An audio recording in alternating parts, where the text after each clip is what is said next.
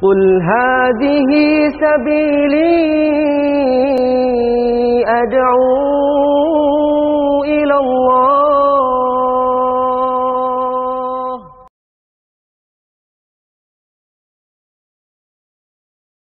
الحمد لله حمدا كثيرا طيبا مباركا فيه كما يحب ربنا ويرضاه، وأشهد أن لا إله إلا الله وحده لا شريك له، وأشهد أن محمدا عبده ورسوله صلى الله عليه وعلى آله وصحبه وسلم تسليما كثيرا. أما بعد، ayuhal ikhwatu fillah, kembali kita melanjutkan kajian kita dari pembahasan kitab Sifatu Salatin Nabi sallallahu alaihi wa sallam karya Imam Al-Albani rahimahullah. Kita masih melanjutkan penjelasan tentang manhajul kitab, metode Al-Imam Al-Albani dalam menyusun kitabnya, bahwa beliau mengikuti manhaj al-muhaddithin yang senantiasa berpegang kepada hadis.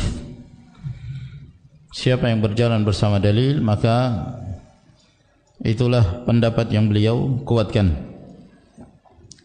Dan beliau telah menukil perkataan As-Subki dalam kitabnya Al-Fatawa, bahwa permasalahan-permasalahan yang dinukil dari para ulama itu terbagi menjadi dua bahagian. Ada permasalahan yang disepakati di kalangan para ulama, maka permasalahan yang disepakati wajib bagi seorang muslim untuk meyakininya dan mengamalkannya. Dan yang kedua, permasalahan-permasalahan yang menjadi khilaf, diperselisihkan oleh para ulama. Maka As-Subki menyebutkan dua pilihan dalam menyikapi perselisihan tersebut. Pilihan yang pertama, bahwa seseorang berusaha untuk keluar dari perselisihan yang terjadi, maka keluar dari perselisihan itu lebih baik.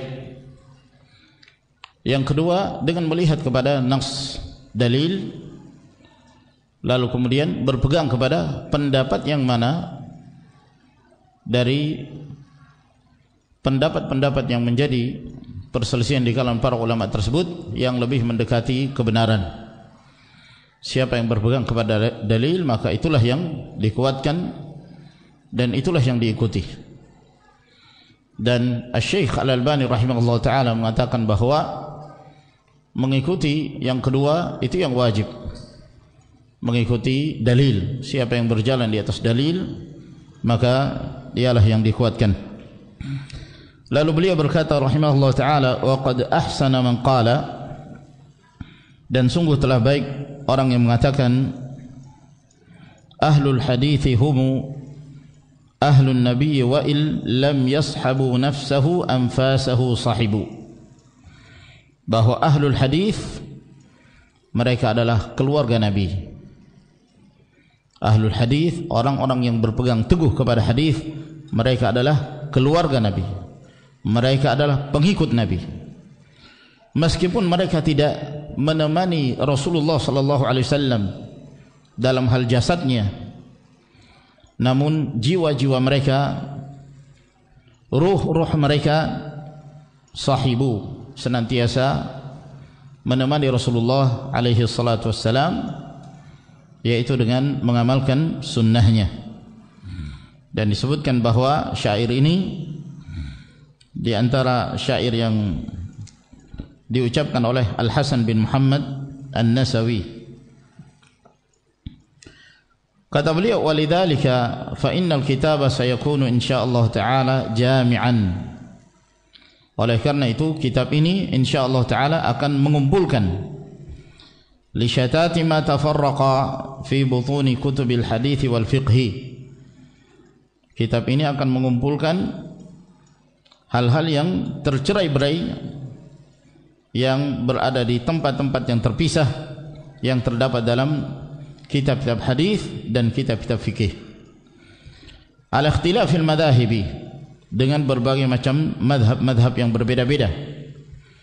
Mimma lahu alaqatun bimawdu'ihi, dari perkara-perkara yang ada hubungannya dengan judul pembahasan kita, yaitu tentang tata cara salat Rasulullah sallallahu alaihi wasallam.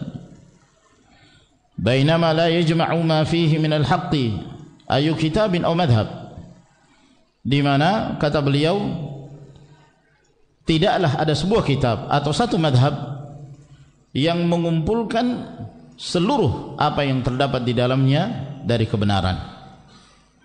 Artinya bahwa dalam setiap kitab atau setiap madhab pasti ada sisi positif negatifnya. Kadang-kadang pendapat dalam madhab tersebut benar, namun tidak selalu berjalan di atas kebenaran. Kadang-kadang keliru, baik itu madhab Hambali, madhab Syafi'i, Hanafi, Maliki, tidak terlepas dari adanya kebenaran dan kesalahan. Ada pendapat yang berjalan di atas dalil, ada yang menyelisihi dalil.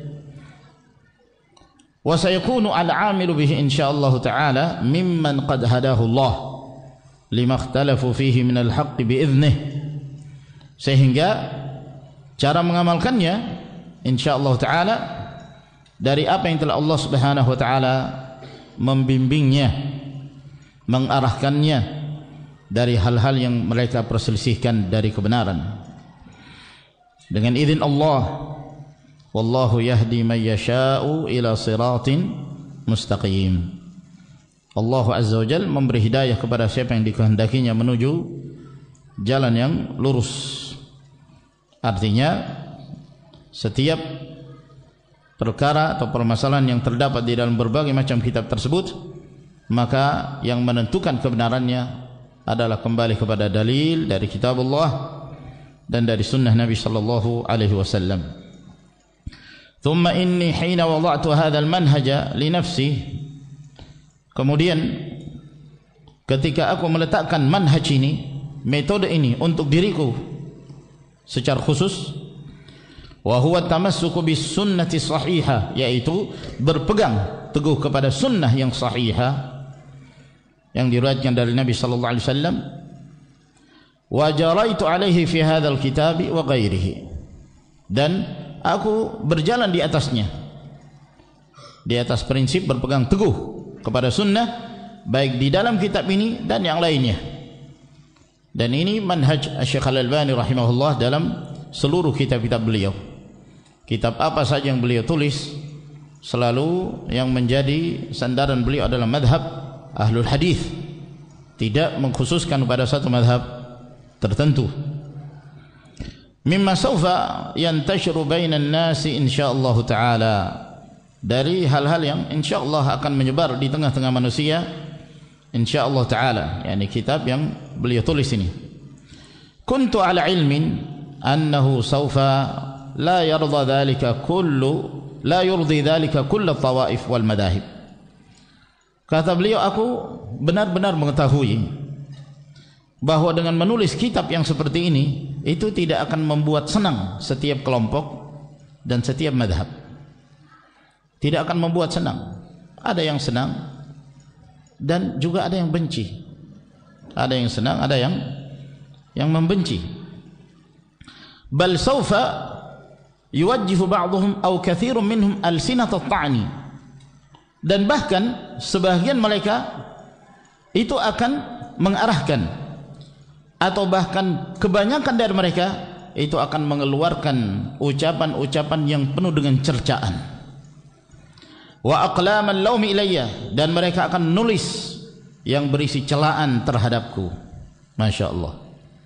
Perhatikan ini prinsip Al-Imam Al-Albani rahimahullah ta'ala. Beliau sudah memahami bahwa kalau saya menulis kitab di atas manhaj ahlul hadis, berpegang kepada hadis, pasti banyak yang tidak suka. Yang mereka dari orang-orang yang juga bergelut dalam bidang fikih, bukan hanya sebagian tapi kebanyakan mereka pasti akan mengeluarkan ucapan-ucapan yang berisi cercaan, atau menulis tulisan-tulisan yang berisi celaan terhadapku? Apa kata beliau? Wala ba'sa min dzalika alai. Dan itu tidak mengapa bagiku. Itu tidak mengapa bagiku. Fa inni a'lamu aidan, karena sesungguhnya aku juga benar-benar mengetahui anna irdha'an nasi ghayatun la tudrak, bahwa untuk membuat semua manusia senang merupakan tujuan yang tidak akan mungkin bisa tercapai. Apa yang beliau sebutkan ini diriwayatkan dari Imam Asy-Syafi'i rahimahullah taala. Al-Imam Asy-Syafi'i mengatakan ridhan nasi ghayatun la tudrak, mencari keridhaan manusia adalah sebuah tujuan yang tidak akan mungkin bisa tercapai, ya, yang tidak akan mungkin bisa tercapai. Siapa yang memiliki manhaj, yang manhaj ini disenangi oleh semua orang, itu menunjukkan bahwa dia itu munafik. Dia memiliki banyak wajah. Di sini punya wajah, di sana juga punya wajah yang lain, ya, sehingga orang semua senang kepadanya. Ini ada tanda-tanda kemunafikan. Ada seorang yang berjalan di atas al-haq, pasti ada penolong, dan pasti ada musuhnya, pasti ada yang menentangnya. Itu sudah menjadi sunnatullah. Ridwan nas ghayatun la tudrak, mencari keridhaan manusia tujuan yang tidak akan bisa dicapai. Fa'alaika bil amri alladhi yuslihuka falzamhu wa da'ma siwahu fala tu'anih. Maka hendaknya engkau berpegang teguh kepada perkara yang mendatangkan kemaslahatan pada dirimu, maka engkau berpegang dengannya, komitmen dengannya. Tinggalkan yang lain, jangan engkau pedulikan apabila engkau telah meyakini berjalan di atas al-haq. Wa anna man arda an-nasa bi sakhatillah wakalahu Allahu ila an-nas. Dan barang siapa yang membuat manusia senang namun menyebabkan murka Allah Subhanahu wa taala, maka Allah akan meninggalkannya, Allah serahkan dia kepada manusia. Waliyadzubillah. Siapa yang membuat manusia senang, yang penting dia beramal orang senang kepadanya, padahal dia tahu bahwa dia menyelisih syariat, dia tahu bahwa dia tidak berjalan di atas bimbingan Allah Subhanahu wa taala dan Rasulnya, maka Allah akan tinggalkan dia.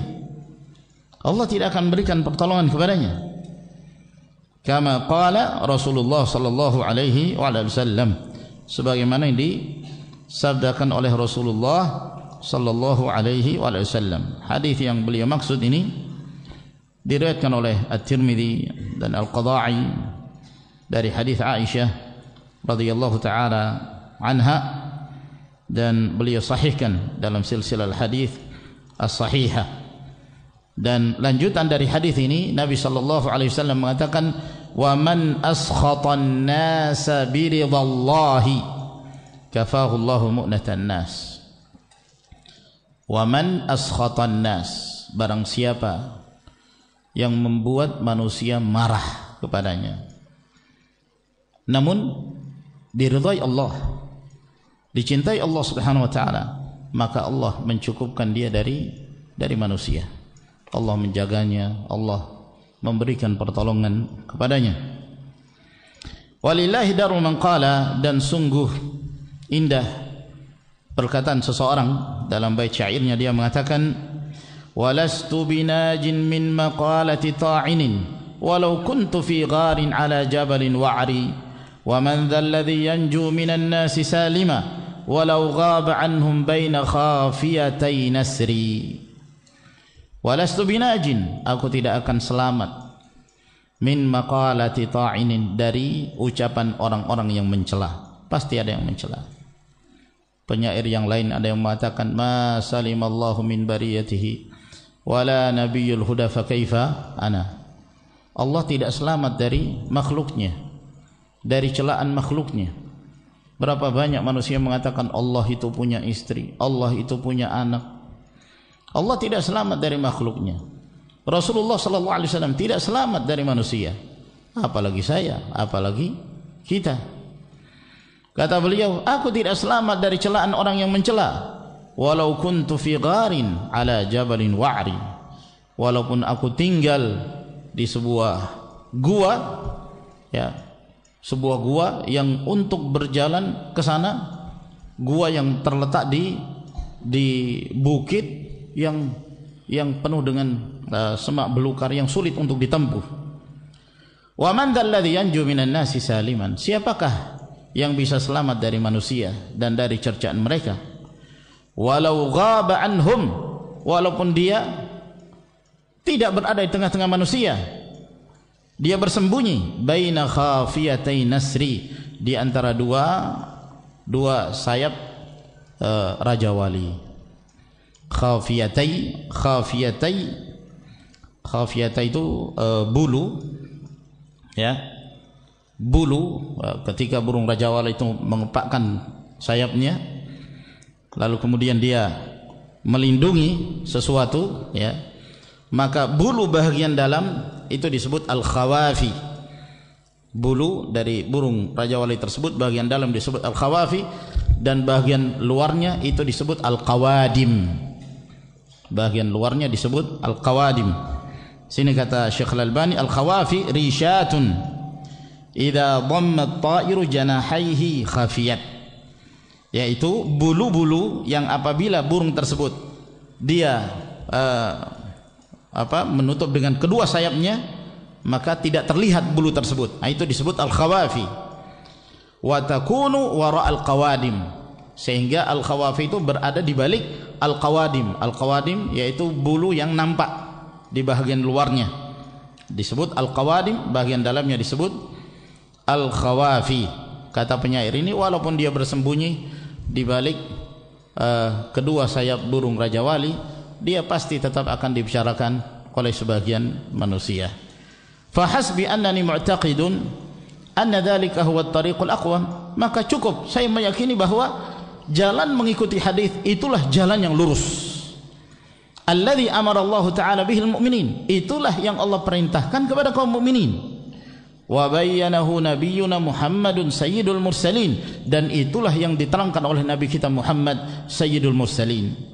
Wa huwa alladzi salakahu as-salafus salih min as-sahabati wat tabi'in wa man ba'dahum, dan inilah jalan yang ditempuh oleh generasi salafus salih dari kalangan para sahabat, para tabi'in dan setelah mereka. Wa fihimul a'immatul arba'ah, dan termasuk di antara mereka adalah imam-imam yang empat, imam-imam madhab, alladzina yantami al-yawma ila madahibihim jumhurul muslimin, di mana mayoritas kaum muslimin itu mereka menisbatkan kepada madhab-madhab empat imam ini, karena madhab yang paling masyhur, yang paling populer yang ada di dunia ini adalah empat: madhab Hambali, madhab Hanafi kebanyakan daerah Afghanistan, Pakistan, India, ya. Kemudian madhab Maliki kebanyakan daerah Magharibah, Maroko. Kemudian madhab Syafi'i, dan ini yang terbanyak Syafi'i, ya. Hambali kebanyakan di Arab Saudi, mayoritas. Bukan berarti bahwa madhab-madhab para ulama hanya empat saja. Di sana ada madhab yang lain, hanya kurang berkembang, seperti madhab Zahiriyah, ya, yang dibawa oleh Daud al-Zahiri, Ibn Hazm, namun kurang berkembang. Di sana juga ada madhab-madhab para ulama yang lainnya. Wa kulluhum muttafiqun ala wujubi tamassuk bis sunnah war ruju' ilaiha, dalam keadaan seluruh para ulama ussalaf itu sepakat tentang wajibnya berpegang teguh kepada sunnah dan merujuk kepadanya. Wa tarki kulli qaulin yukhalifuha, dan meninggalkan setiap ucapan yang menyelisihinya. Mahma kanal qailu aziman, sebesar apapun orang yang mengucapkannya itu. Subhanallah, semulia apapun kedudukannya. Fa inna sya'nahu sallallahu alaihi wasallam a'zam, sebab kedudukan Nabi sallallahu alaihi wasallam jauh lebih mulia, jauh lebih agung daripada yang lainnya. Wasabilahu aqwam, dan jalan yang ditempuh Rasulullah itu lebih lurus. Walidzalika fa inni iqtadaitu bihudahum, oleh karena itu aku mengikuti bimbingan mereka para ulama salaf. Waqtafaitu atharahum, dan mengikuti jejak mereka. Wa tabi'tu awamirahum bitamassuki bil hadits, aku mengikuti perintah mereka untuk berpegang teguh kepada hadis. Wa in khalafa aqwalahum, walaupun ternyata menyelisihi pendapat-pendapat mereka sendiri. Walaqad kana li hadhihi al-awamir akbar al-athar fi nahji hadha an-nahj al-mustaqim, dan sungguh dengan adanya perintah-perintah ini merupakan pengaruh terbesar dalam manhajku, dalam menempuh manhaj yang lurus ini. Wa i'radi 'anit taqlidil a'ma, dan aku berpaling dari taklid buta. Fajazahumullahu ta'ala anni khairan. Kemudian setelah itu beliau akan menukil pendapat-pendapat 4 imam di mana mereka senantiasa memerintahkan kepada siapa saja dari kaum muslimin, baik yang mengikuti madhabnya atau yang lainnya, untuk tidak taklid terhadap setiap pendapat mereka, namun yang wajib bagi setiap muslim adalah mengikuti sunnah Rasul sallallahu alaihi wa ala alihi wasallam. Sampai di sini ikhwan, insyaallah kita lanjutkan pada pertemuan yang berikutnya. Wa akhiru da'wana alhamdulillahi rabbil alamin. Tafadhalu hafizakumullah.